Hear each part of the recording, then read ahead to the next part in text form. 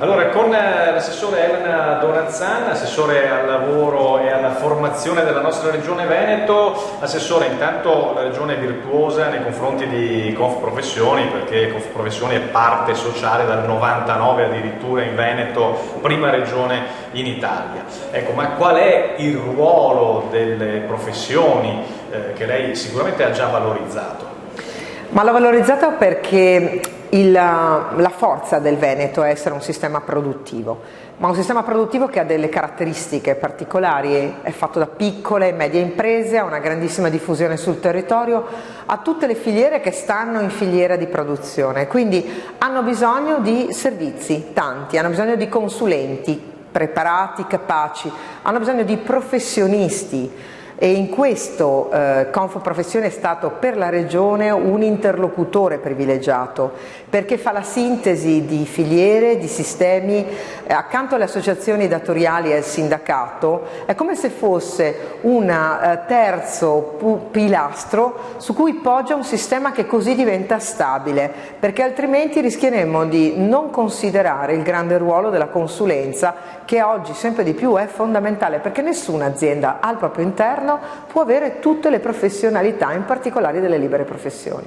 Quindi in futuro ancora Confprofessioni e buoni rapporti con la Regione? Direi di sì, ma perché ci siamo provati reciprocamente, abbiamo testato la nostra credibilità reciproca. Io sono fiera di dire che siamo stati la prima regione a riconoscere le professioni all'interno non solo di quello che il codice civile già riconosceva, ma all'interno di una programmazione comunitaria che per esempio non ha la stessa regolamentazione sulle professioni ordinistiche e quindi non riconosceva il ruolo degli studi e dei professionisti come parte, come diciamo soggetto economico, e invece noi l'abbiamo fatto, così come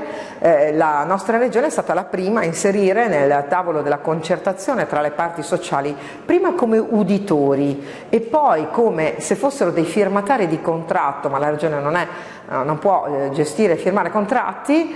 Noi abbiamo voluto che il mondo delle professioni fosse rappresentato, votasse con pari dignità degli altri sistemi e degli altri corpi intermedi. Ecco che l'orizzonte è quello di un'economia che sarà più veloce, più locale, in una globalizzazione che ha cambiato la sua pelle dopo Covid, ma il che significa che le nostre imprese dovranno poggiare ancora di più,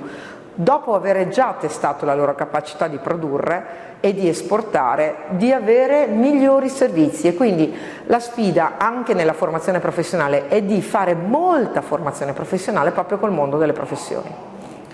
Ma studi professionali vuol dire anche posti di lavoro.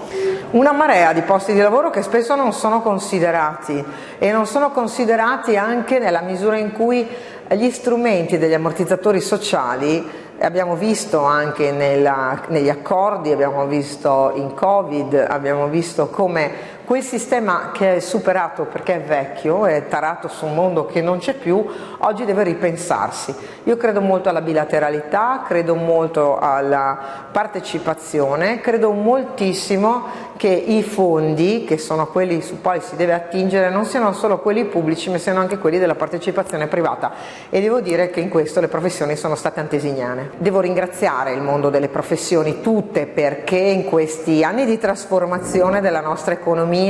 dai consulenti per il lavoro ai vari ordini, a tutto il mondo che si è occupato largamente di lavoro, penso ai tanti commercialisti che mi hanno accompagnato anche nelle crisi e nelle trasformazioni, ho trovato preparazione, competenza, un elemento fondamentale per l'economia.